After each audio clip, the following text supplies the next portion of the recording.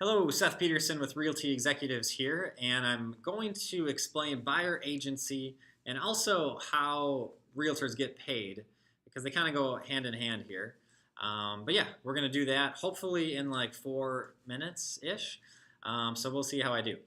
First, let's just concentrate on the buyer agency part of it, and that is when a buyer signs a contract, a buyer agency contract with a real estate agent, making that agent their realtor, so their buyer's agent. So if that happens, that means that they're hiring the buyer's agent to help them find a house, help them negotiate the purchase of that house, and that buyer's agent is going to be loyal to that buyer, looking out for their best interest before their own interest or anybody else's. So in other words, they're going to try and get the house for the best price, and they're going to make sure to protect the buyer with contingencies and just make sure that they're looking out for the buyer's best interest.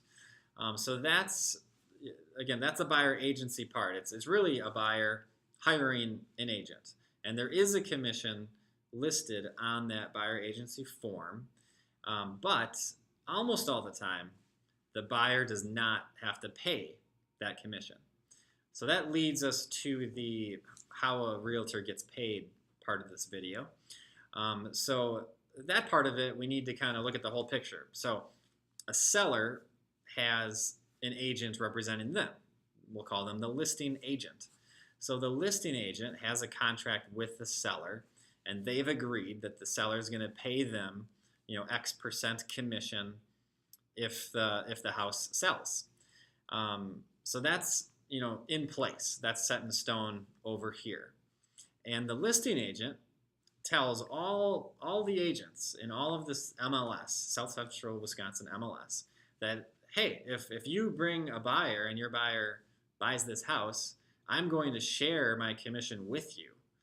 So I'll give you, X amount of dollars if you bring a buyer to my listing and sell it. So when a buyer's agent who has a contract with a buyer brings their buyer to that house and that buyer buys that house, the listing agent is going to give that buyer's agent the money that they promised, that they're going to share the commission that the seller is paying them with the buyer's agent. And because of that, the buyer doesn't have to pay what was on that buyer agency contract.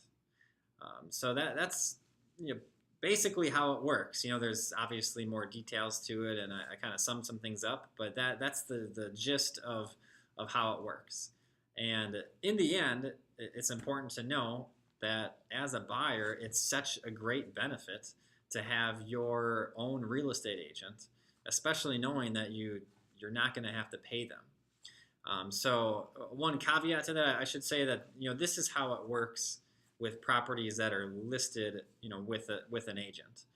There are, less than 10% of sellers do a for sale by owner, where there is no agent involved. So in that situation, this doesn't come into play.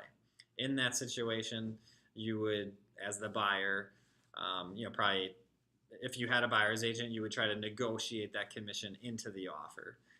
And if the seller refused to pay it, then you may actually have to pay your buyer's agent in that situation.